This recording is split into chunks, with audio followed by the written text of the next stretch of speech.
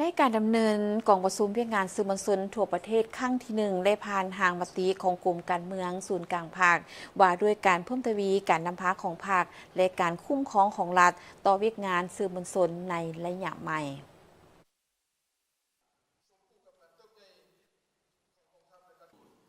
สหายคำม้อนจันทจิตกรรมการสำห้องศูนย์กลางภาคห้องหัวหน้าคณะโฆษณาอบรมศูนย์กลางภาคได้ผ่านทางมติของกรมการเมืองศูนย์กลางภาคว่าด้วยการเพิ่มทวีการนำพาของภาคและการคุ้มครองของรัฐต่อเวียกงานสื่อมวลชนในระยะใหม่ในมติดังกล่าวกรมการเมืองศูนย์กลางภาคได้มีทัศนะว่าสื่อมวลชนแมนพาหนะข้อมูลข่าวสารเป็นเครื่องมืออันแหลมคมของภาครัฐในการโฆษณาคนขวายปลุกระดมเป็นอาวุธแนวคิดที่สำคัญของภาครัฐเป็นเวทีแลกเปลี่ยนคำคิดคำเห็นและทัศนะอันสร้างสรรค์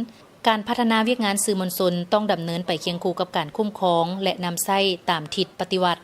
เป็นมืออาชีพทันสมัยมีคุณภาพประสิทธิภาพ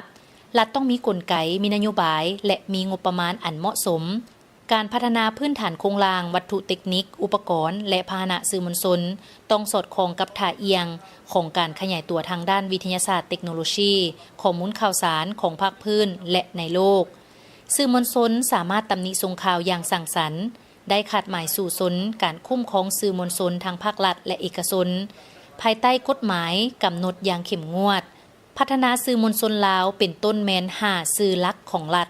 ให้มีความนักแน่นเข้มแข็งก้าวเข้าสู่คุณภาพใหม่มีความว่องไวทันสมัยและน่าเชื่อถือได้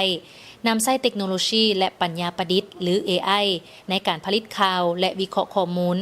เพื่อให้การนำเสนอข่าวมีความว่องไวและทันสมัยหลายขึ้นการพัฒนาเนื้อหาให้มีความสร้างสรรค์และเข้าถึงคนรุ่นใหม่เมื่อฮอดวันสั่งตั้งสื่อมวลชนลาวครบรอบ80 ปีสู่สนสร้างให้สื่อหลักของรัฐมีความมั่นคง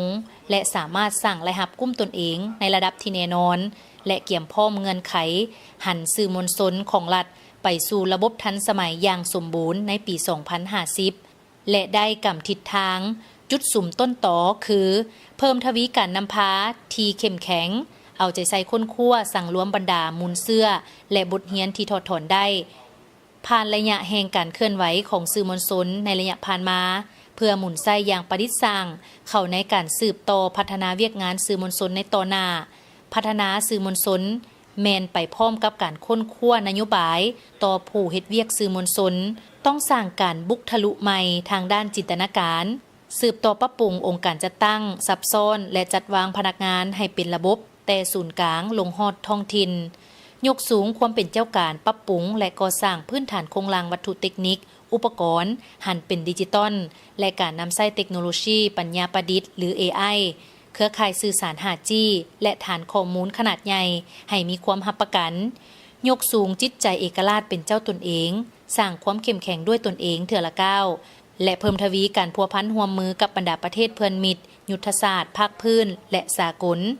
ค้นคว้าวางกลไกและมาตรการที่เหมาะสมในการติดตามกวดกาและจัดระเบียบการเคลื่อนไหวของผู้สร้างอิทธิพลทางสังคมและบุคคลที่สนองข้อมูลข่าวสารผ่านแพลตฟอร์มทำลายวัฒนธรรมอันดีงามและความมั่นคงของชาติให้เป็นความรับผิดชอบสูงต่อกฎหมาย